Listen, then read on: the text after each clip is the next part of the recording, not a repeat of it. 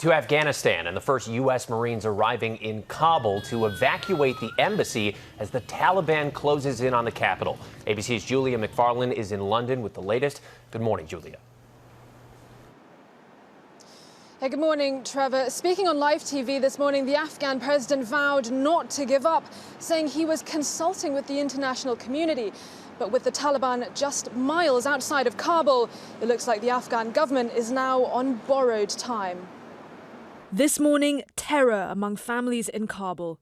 The Taliban now just 7 miles outside the city, where desperate families have fled for refuge.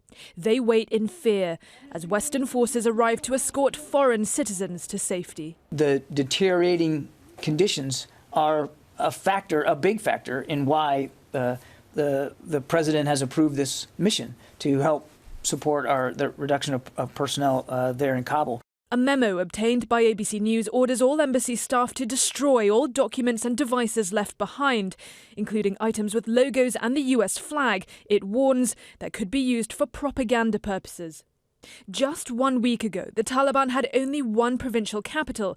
Now they have more than a dozen, as the West carries out contingency plans for a fall of Kabul.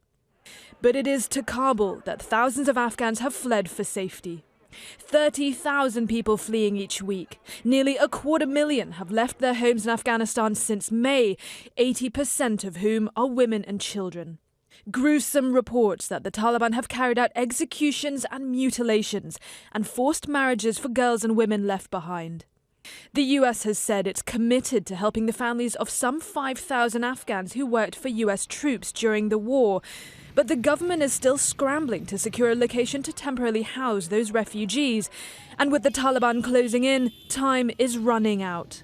They're making sure that women are the first people who are attacked and who are used as pawns in their own war. You build a life and then it's just tarnished and torn into pieces in a few hours. The world in disbelief at the speed of the country's collapse. Afghanistan is spinning out of control. And US Army 4-star General Robert Abrams, who commanded troops in Afghanistan, tweeting, "We pledge to make it better. The sacrifices, the loss of life, the Gold Star families, the number of lives changed forever with horrific injuries, visible and invisible. Progress made, but in the end, not sustained. Heartbreaking." And even as the Taliban continue their advance, the militants are sending a peace envoy from the city of Herat.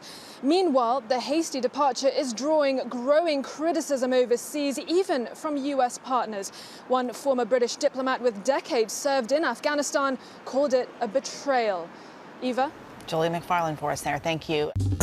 Well, hey there, GMA fans. Robin Roberts here. Thanks for checking out our YouTube channel. Lots of great stuff here. So go on, click the subscribe button right over here to get more of awesome videos and content from GMA every day, anytime.